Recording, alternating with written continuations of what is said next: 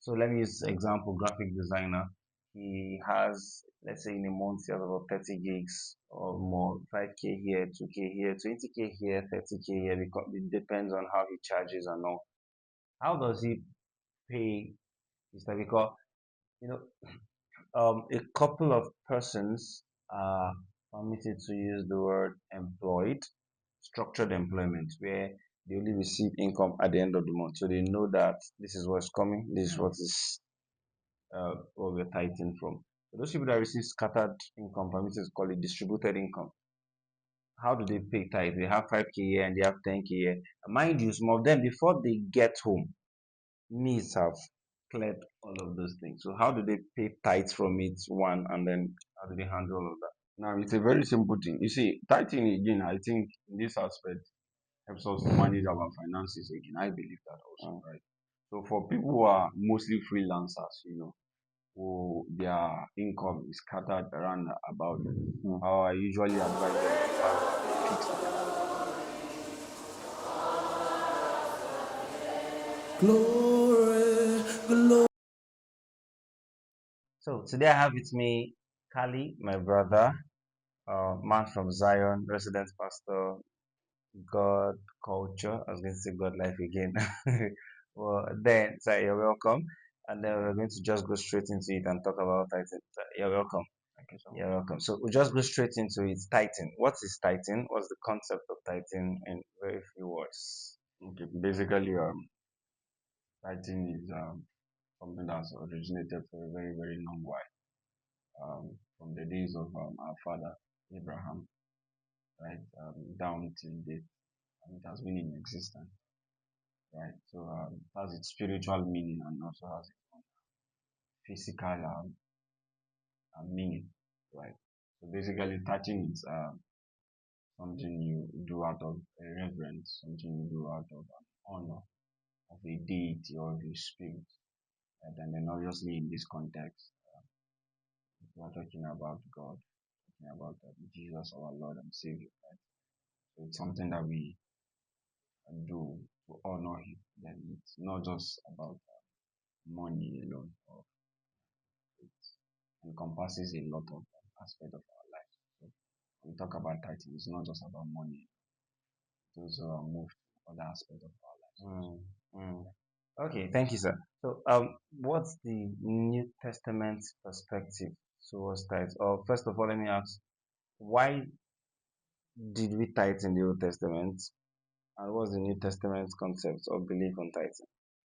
Okay, thank you so much for that question. So it's a very, very it's a question that has been misunderstood. The context that been misunderstood rather for a very, very long while, right? From the Old Testament, you get to see them doing tithing from the aspect of the law alone, Mm, right? That was basically why they gave tithe, right? It was more of like a commandment. It was more of like an instruction, right? So basically, that was why they did that in the Old Testament, right? So you get to see scriptures also that the Old Testament that they should pay tithe so that the Lord will rebuke the devourer for their sake, right? So for their sake, He will rebuke the devourer, right? That's that for the Old Testament, mhm, right? But mhm. then when you move further now to the New Testament, it goes beyond that, right? It goes beyond just that aspect of just saying you want to pay tithe so that the devourer will be rebuked. It goes beyond that, right? In the New Testament, we get to see that it's not just alone again tied to money, right?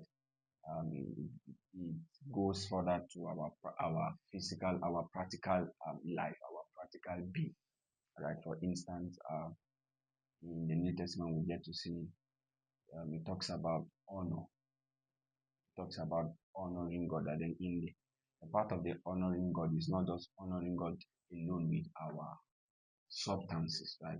But then in the honor, we also get to honor God with our lives, yes, right? So since we have seen that in the New Testament that tithing is like is an honor, right? So it's an honor for us as a people to lay down our life to serve Him, to serve Him. It's just like in the book of Acts of Apostles when they said we will give ourselves continually to prayers and to the ministry of the word. Right? The word in ministry simply means service. The Greek word there is diakonia, right? And then the meaning there is to serve, to attend to, right? So it's more of like a service. Tithing is it's an honor, and then in this honor, it's a service, right? We are attending to the work of God, to the things of God, right? So in the New Testament, it goes beyond just um, money alone. It goes beyond our lives, laying down our lives again as a form of tithing to God. Also. Yeah. All right.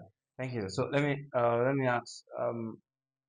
So you said the Old Testament says we tithe to rebuke the devourer. So is that still relevant in the New Testament, especially in the context of Jesus coming to die, and then the scriptures that said He has given unto us all things that pertain to life and godliness? It's rebuking. That scripture says, "I would rebuke the devourer," and I think the same scripture says, "I'll pour out a blessing." If I'm not mistaken.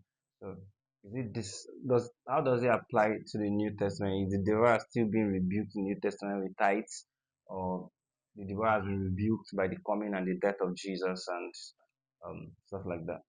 Okay. Obviously, you see, in the New Testament, one of the things we must get to understand as people, as believers, Mm, is that there is always a connection between the Old Testament and the New Testament.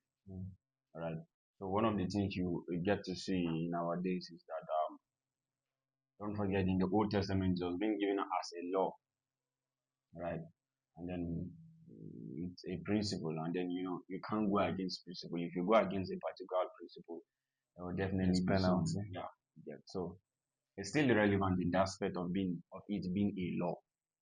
Okay. Yes, it's still relevant in our days of tithing being a law, whereby you can give and then the Lord Himself He rebuke the devourer, right? But then it goes the moment Jesus Christ came into the equation in the New Testament, um, another layer was added. Another layer was added to the equation. It went beyond just tithing alone for the devourer's sake. No, it went above that. It went high again to the level of it being an honor, right? The kind of honor that we give, we serve, right? So, yes, it is still relevant in our days as a law. And trust me, if you engage it as a law, it's going to work for you. Obviously, it's going to work for you as a law because it's a principle. So, it's going to work for you, Okay. definitely. So thank you. So I've seen people that do not believe in tithing, and I'm sure you know a couple of people.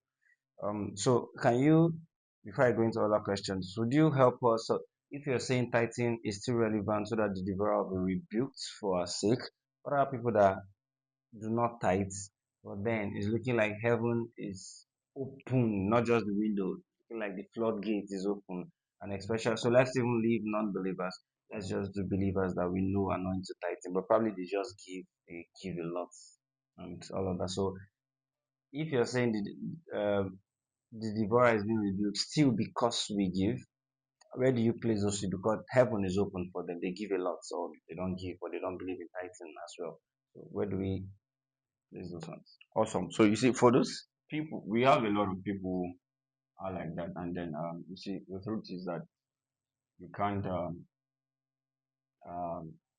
you can't do with such kind of people, right? They will always exist, Mm. right? And then when Jesus came, like I said, another layer was being added. Right? Another layer was being added to the whole equation, right? So yes, there are people in our days, there are believers in our days who do not actually see or do not actually tithe. And then the reason being that the fact it was a law, and then we are now in the era of grace. Why then should I keep on operating under the law? All right, and then it seems like they are not tithing, but still these people are prospering. But then remember, I said something. I said there is an error in our generation, and that error is that our generation have found a way to bring tithe to tie down tithing to only one aspect, which is the aspect of money. right? Okay. But you see, it goes when we talk about tithing. Tithing encompasses every aspect of our lives. Like I said, Okay. it's an honor. It's a service we are doing to this deity called God. Right? It's a service. So it encompasses every aspect of our lives. Right? So for instance, in a whole day, in 24 hours of a man is supposed to pay tithe of 24 hours. Of, from the 24 hours, he's supposed to pay tithe to God. And then I think if you are going to do that calculation, it should be, 2 hours, 40 minutes. yes, around that, right? And then basically just spending time, with him, right? So the challenge we have in our days is that we've tied down tithing alone to the aspect of money, not knowing that it goes beyond that, right? It goes beyond that. It goes beyond just money. It goes beyond our lives as individuals. So whenever we want to pray, we know that there is a 2 hours plus that we need to give that a 10% of our time that God needs to own. God owns it. Mm. He owns 10% of our time daily, Mm. right? And then trust me, the moment you keep on going on the ladder daily, right, you will get to now discover that the whole 24 hours actually He owns it. It's no longer 10% alone. At that point, you are now becoming matured. You are now a matured Christian. You have gone beyond the realm of just 10 hours alone.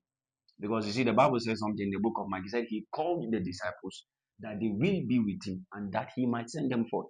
So you get to see the first scriptures really said that the first scripture said that they will be with him. Right. Then the second one said that he might send them forth. It tells us one thing, that God is not necessarily interested in sending people forth, first of all. Right. But the first thing God is interested is in them being with him. In them being with him. Just spend time with him. Right. So the challenge we have in our days is we've seen tithing, we've tied down tithing to just money alone, but it's an error. It's an error. It's an error. So it goes beyond money. It goes beyond money. It involves our time, it involves our resources, it involves our choice, and then everything. Right. So yes, there are people who don't still go with the tithing in our days, believers, right? Because they see it as an Old Testament law, Okay. right? But Okay. then like I said, it's a principle. So they can choose not to want to obey it. It's fine. But then don't forget that these people Mm. are they've understood that it's not just about money alone, it's about being with him. So for each of these days, these people have spent time with the Lord, right? So yes, you always get to see them prosper. You always get to see them prosper because they're spending time with the Lord. So they are tithing out of everything, Yes, just not the money not just the money part alone. aspect. Yes, Okay. not just the money aspect alone. Okay. Yes. Okay. I think it is, Jesus also mentioned in the New Testament that when you're talking of tithes, he said you've forgotten the things that are major and are doing the minor. So he didn't exactly condemn tithing in the New Testament. So Yeah. he didn't cancel it. Yes.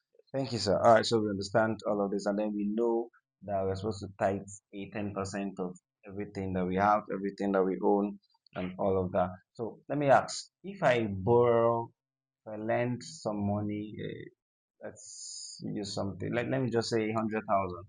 Do I pay tithe of borrowed money? Because it is, well, should I pay tithe of, because let's say I'm borrowing and then the money is coming in, so yeah, we usually call income in, something. I know it doesn't necessarily fall into category of that, but the money comes in. I know certain people have preached that you tithe of everything that comes into your account. So should I pay tithe of borrowed things?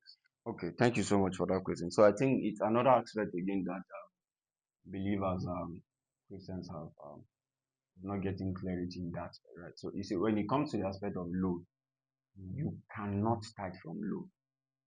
You Okay. cannot. It's a borrowed money. Okay. You cannot. For instance, I was having a conversation. I think was it okay? Still this month with one of my human resource um,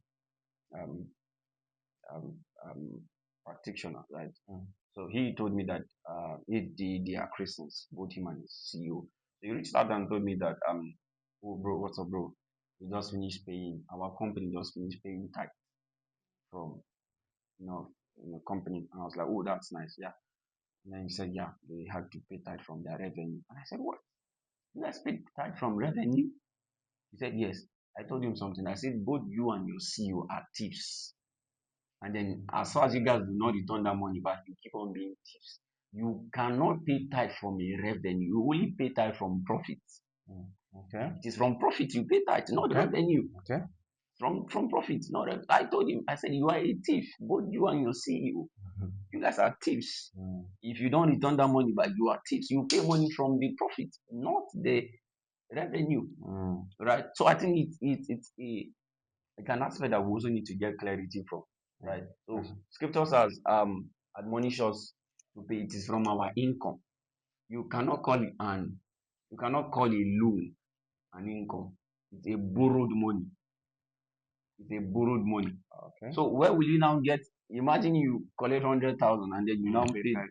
My goodness, where will you get the money? And then I come back as an investor, I come and meet you, and then you are telling me you pay tithe. I don't want to hear that. I didn't give you Yeah. my money to pay tithe.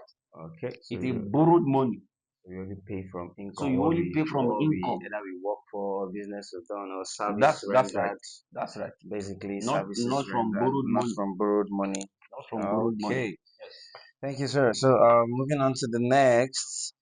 So, okay, let me just okay. So, on these same issues of tithing, if somebody has scattered income, let's say someone works in a shop and then does carries out the service. So let me use example, graphic designer. He has, let's say in a month, he has about 30 gigs or more, 5K here, 2K here, 20K here, 30K here, because it depends on how he charges and all. How does he pay? Is that because, you know, a couple of persons are permitted to use the word employed, structured employment, where they only receive income at the end of the month. So they know that this is what's coming, this is what we're tithing from. For those people that receive scattered income, permitted to call it distributed income. How do they pay tithe? They have 5K here and they have 10K here. Mind you, some of them, before they get home, needs have cleared all of those things. So how do they pay tithes from it, one, and then how do they handle all of that? Now it's a very simple thing. You see, tithing again, I think in this aspect helps us to manage our finances again. I believe that also, right? So for people who are mostly freelancers, who their income is scattered around about, I usually advise them to have a fixed account, right? I advise them to have a particular account that once they are done, that's the channel through which the money will, the accounts that the money will land, right? But the thing is simple. We can't go against scriptures, right? Okay. As far as it is called an income, you have to pay tax from it. As far as it was an income, you did a particular job and then you got an income from it. Okay. Doesn't matter. You have to pay So which tax. means I can pay tithe up to 15 times a month. Very, very possible. But then this is what we always tell people. While we were little, we always used to tell us that once you collect any money, once you receive any money, the first thing you are supposed to do is to pay tithe. They always tell us to remove your tithe, Yes, kids. Yeah. right? Yes, sir. Now, but there's a challenge to that. They never told us why tithe was the first thing. Why we should remove it. They never told us. Yeah, we're just told to We are round just back. told to just remove it, right? But you see, when we grew up and we understood how life can be, that if you do not plan for money before any money comes in, the money will vanish. Any money that is not planned for, the moment the money comes in, it will vanish. The more you see, the more you look, the less you see. It's as simple as that, right?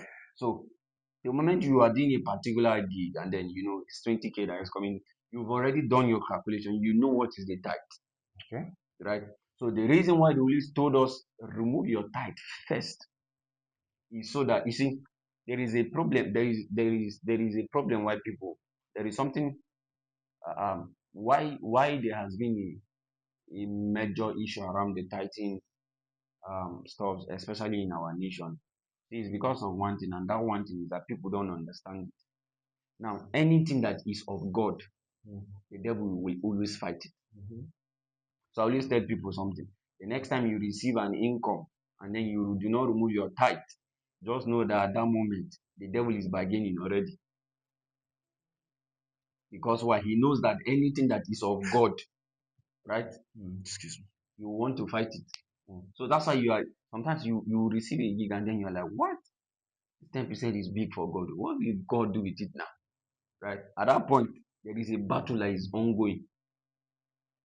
Why? Because anything that is of God, the devil will put demand on it. Okay, so let me just cut and then say, how about, I've heard a few persons say things like, I'm on this month needs choke. Can I owe God and then pay my tithe the Then coming month? it's a very simple thing. God now decides to say, oh, let me yank off his breath for this month and then I will give him next month.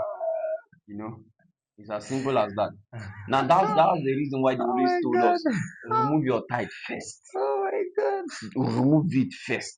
I listened to a very dear man of God I respect so much. Mm. How he said that they don't spend money that comes in that month. They spend it in the following month. That's talking about Pastor Paul, Pastor Dr. Paul Pastor Dr. Energy and his Paul. wife, right? Very, very awesome people I respect, right? So let's say if they are in the month of September, for instance, Mm. any money that comes in the month of September, they cannot spend it. Such level of high discipline. It takes Okay. it takes someone of high discipline to achieve something like that. So what's the point of not spending money for September? So this is how they do it. Any money that comes in September, they have to spend it in November. Okay. Why? Sorry, rather October, October. right? Now this is it. You might think those guys they are stupid, but no. Now it helps them because he said at the end of the month they sit down to now do a calculation, him and his wife. Okay, how much came in this month? Okay, so and so. How much is tight? Now this will now help people who have income scattered abroad, Mm. right? This model by Pastor Dr. Paul Enecha and his wife, I think will really help them a lot. But trust me, it takes high level of discipline. It takes high level of intentionality, right? One of my boss, my CEO, who used to say something. He said that the need will not kill you. The any need that cannot wait is a witch. Mm. All right. Said any need that cannot wait for your Uh-huh. money to come, that need is a witch. Um, You hmm. understand?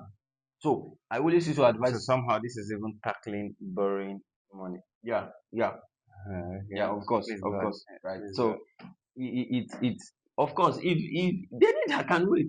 ahead. They need to understand that your salary is coming at the end of the month. You should wait for the end of the month. It's Hmm. as simple as that, Okay. right? Yeah. But then we understand that for people who are into business who take loans, Mm-hmm. we understand the aspect of them, right? But we are talking about these people who just go on taking up loans for you know not for business sake, maybe just to don't want to hang out. I feel that that's improper. Right? Oh, It needs serious deliverance. So for people who have their income scattered abroad, yeah. I would really, really advise them to subscribe to this model of Pastor Dr. Paul Enecha and his wife. Right? Wow. So for any Wow. money that comes in that month, they don't spend it. At the end of that month, they sit down to do a calculation. Right? Mm. Remember, any money that you do not plan for, it vanishes. Any money that you do not do a calculation for, it will vanish. Right? So they sit down at the end of the month, do a calculation of the income that came in. Then from the total income, they now know what to remove as 10% and leave. Mm-hmm. No more saying, okay, as 20,000 enters, you remove 10%. As Mm. it makes you to be disorderly, Okay. right? That disorderliness will be Mm. there. Right? But like I said, it takes a very, very high level of Discipline. discipline. All right. Thank you, sir. So 2 to 3 more questions and we're done. So for someone that I was talking to someone and then he said some of the money he gets as income is not, he did sound like this, it's not it's not so pure. If he brings an offering or a tithe to God, thunder fire him. It's it's a very, very funny question because it reminds me of our grandmothers, right? Someone asked me a question sometimes back that her grandmother was a believer before she died, right? Mm, Then her husband wasn't, mm, right? So whenever they come back, farm produce, the husband always used to put, yeah, attention on the stores, the crops, the produce, right? But I don't know that is out of the love for God now. The grandmother will still produce and go and give it to the house of the Lord. now you see how His how zeal of my dicey and father's house oil was consumed. it gets. Oh So my it's god. it's a bit funny. It's a bit funny, Yeah. right? But definitely you cannot bring anything that the hand of the Lord is not in it, he cannot receive, and you cannot bring the Lord into it. It's as Mm. simple as that, right? So maybe the person can do it from the standpoint of of it being a law, maybe, maybe. But then when you want to go to the deeper meaning, right? Especially looking at the New Testament perspective, right? I don't think that can fly again. I don't think that can fly. Except the person just wants to do it from the aspect of it being Mm. just a law, just a law, right? But you can't expect that you got money from a dubious means. You now want to use it. God is not a man. You can't bribe him. Mm. He doesn't need your money. In fact, Mm. he gave you the money. Right? Scripture says that thousands of the cattle on the hills belong to him. That's it. Right? It Mm. belongs to him. Right? So you cannot bring the money that it's gotten from a dubious means and you want to say you want to pay tithe to the Lord and you think God will accept it. No, no, no, no. Now this is the problem a lot of people don't know about tithing. Now the Bible teaches us about two people, Cain and his brother Abel. Mm. Yeah. Right? Now when you check um the whole story of those two guys, right? One thing actually happened. One thing actually happened. One thing actually happened. And then that one thing is that the first thing God first of all accepts is not even the offering. Is first of all the person. Mm. That's the first thing God accepts, Mm. not the offering that you are bringing. The person before the offer. So it is the person first of all that God looks at, right? So if you get to check, um, the only thing scriptures told us around that story was that if you did what was Was right, right. right? Do not But compromise there it. was literally nothing bad about the offering. It was the Mm. person. So the heart before the hand. It is the heart first of all, Before the hand. right? So you cannot bring a money from a dubious means, and then you want to please God. Obviously, it cannot work. It cannot work. Mm. So unless the person does like Abel, except the person like Cain rather, except the person just wants to um, obey it from Refuse. refuse, Just do it. you know. Okay, and at that point it's no longer worship. At that point, it's no longer worship again. Okay. It's more of like now in religion, something that So is the dead. person should keep his money to himself. He Keep it to should himself, find a way to discard the dubious money, and obviously, obviously. that's the way you can see the hand of God in it. So last question, man of God, and then we wrap it up from here. So let me just add up on offering. So since you're talking of paying tithes, if you have different source of income Yeah. here, it's scattered all abroad, and you're saying collect it together at the end of the month, and then you're paying it once, so you don't have probably charges littered around and forgetting and all of those things. So for someone that we were taught at the point, I had a conference some years ago, and the lady said I always remove my offering for every month and I place in my Bible. I know that this day that offering can save you for transport or something. But what happens if a person calculates and say, for this month, just because I know that I need to bring an offering to the Lord, I want to gather. Let's say we have 4 Sundays in a month, or yeah, let's just use Sunday services now. And the person says, okay, if I'm coming for music prayers, music service, and all, there's money in my pocket, I could just give an offering from there. Or my Sunday service, my offering is a fixed amount. Can I give it monthly? So let's say I'm giving 1,000 naira every Sunday. Should I just carry 1, 2, 3, 4,000, add it together on my tithes, just drop it? Okay. Um, a very very good question yet again, right? So I've seen people who said that there are some certain amount of money that they cannot give God as tithe, as offering rather. But some of them will tell you they pride in it that if they don't have, if they prefer to even not give anything than to give less than that amount. To tell you the level of discipline some of these people have placed on themselves, right? Now I always used to advise people that you can do something like that, maybe put it once, maybe if you don't want to eat it out of the reference. I still see that as a reference, Okay. as a honor for God, Okay. right? Whereby you just put in a Gather certain it amount together. and then send it, right? But then scriptures only tells us that we should not come to his house empty, right? We should not come into his house empty. But then it can also be understood again that yes, like those scriptures will tell us, right? The issues of life, So it's better, just remove the offering. Right. So let's say if you said the offering is 1 million in a month, right? And then if you do that, let's say that would be like 400, if I'm not mistaken. Okay, more than 400, more than 400, right? So you can just gather it, right? I still see that as out of reference. That's 250. I still see that as out of reference. So you can say maybe every Sunday you are giving 250, Mm. another Sunday 250, the third Sunday 250, the fourth Sunday 250. Yes, sir. Right? There are people who will do that, right? But I still honor those who will just gather the whole a million for a month and just So they give it won't once, touch it. so that I see that as a high level of discipline. I Mm. see that as a respect for God.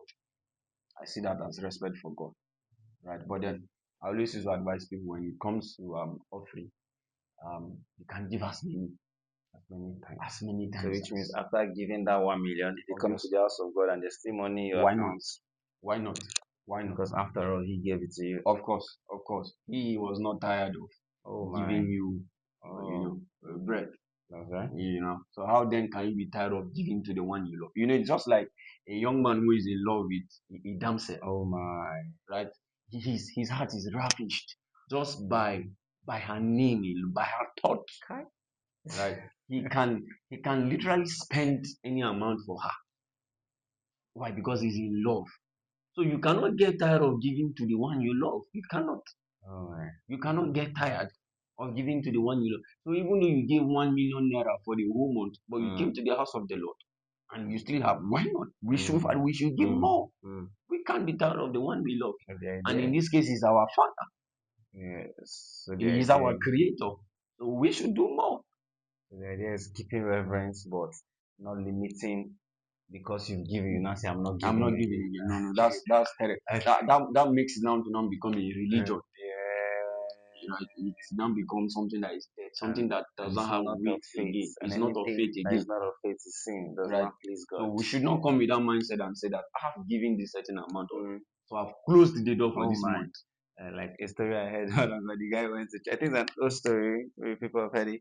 The guy came to church and then he had 1,000 naira in one pocket and 100 naira in another pocket. It was offering time and he danced and took his hand in his pocket and he just put it and he didn't care to check. So My when he God, was going out, everywhere blocked. my God, my God, he, he saw that it was 100 naira that was remaining. my God. So there are two versions of this story. But one I heard was, so every day he came to church, he said, Lord, I was supposed to give 100 naira. So from that 1,000, pick a 100 naira. That's that's a dead offering. That's dead. I don't think that person is doing that from a sincere and a pure motive. Oh my God. I doubt. And then you see the challenge with this kind of things is that Mm, there is a mindset that we have to give mm, in especially towards God and the work of God. And I feel it's very, very terrible. And I always used to tell my brothers, my brethren, that it's a habit that we need to inculcate even on our little ones from when they are little. For instance, while I was growing up, I was meant to understand, at least from what I saw, mm. I was meant to understand that it was the small money they give to God. So I remember Exactly. in the days while I was still growing up, Exactly. He gave us money that were torn. It's God that can receive money that is torn. So Mm, there is something He did to my mindset. mm, I felt God, should be receiving smaller money, should be the money that is torn. mm. Because I remember at some point I was counting money in church. I was seeing all manner of money. The money that even if you go to bank might reject it. But that's the money they now bring to the house of they will patch it with gum, sellotape, Kai. all of those, because they believe Oh my that God. God can take rubbish. God has seen things. Right? They believe that God can take rubbish. Right? So it begins from these little things. It begins from these little things. How that a younger one, a little one is going to church, and then you will not have to squeeze. It's different from when you don't have. It's understood. Mm, Then you now educate the child well. But in a mm, case whereby you have, but now you are not intentionally just, I mm, feel that's wrong. So it's mm. something that we need to inculcate on our children. right? That it is from the best of our best That we give to that God. we give to God. The Abel principle. Yes, it's from the best. It's not from, no, no, no. It's from the best. Oh my It's God. from the best. This is deep. As touching this child, this offering for children, there's a lot that is opening up. But because of time, we'll just wrap it up here. Thank you so much, man of God, for joining us today. Any last words before we wrap up, sir? Okay. So thank you so much for having me here. Right. As many was listening. Please let's not be deceived. Let's not be cajoled. Right. Especially on this matter of tithe. Like I said earlier, why the issue of tithe has been a very, very major issue nowadays is because anything that is of God, that is set aside, right? Especially for God, anything that is set aside, trust me, the devil will always come for it. Always, always, always come for it. So the next time you want to give your tithe and you all of a sudden you became creative, you are not thinking, I give God this money now, it's too much. Just know that there is a battle that is ongoing at that time. And it's a battle for you either to give to God or either for you to withhold. Right. So let's just hold up at the back, in the front of our mind, the inside of our mind. Let's hold that dearly. Right. Any gifting we are giving to God is something that has to be precious. Right. David will say that I cannot give something to the Lord that will not cost me anything. Oh my. That's what David says. That's right.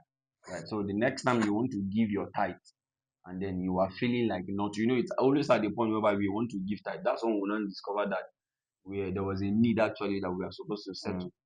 Right. So the next time you start feeling like that, just know that there is a battle that is ongoing. There is a battle. There is a battle. And you must overcome. The Lord My bless God. us all in Jesus' name. Amen. Thank you so much, man of God. So just to add to that, one of the things I would like to say is, as the money comes to avoid that temptation, just transfer it out. And then for people that have owed God their tithe, for Him not to owe you breath of life, please, if you're owing God the tithe, I think you can just pay up and catch up. It's also beautiful to have track record of faithfulness, you know. And also, thank you so much for joining us today. Before we wrap it up, I would like to say, if you have questions, probably I didn't touch your question or he didn't answer it so much as you would want, or any other questions that's relating tithes or offering. I intentionally didn't touch offerings and different kinds of offerings and all of that. Scripture talks of how Abraham, the priestly lineage now that gave tithe in the loins of Yeah. Abraham and all of that. But, you know, just your questions, constructive questions, we would have, if I see the categories of questions and if there are so much, we would have a part two of this particular video. Thank you for joining us. Once and again, do like, share, subscribe, do all those things you all do, and I'll see you next time. Peace out. We're on that. Done that.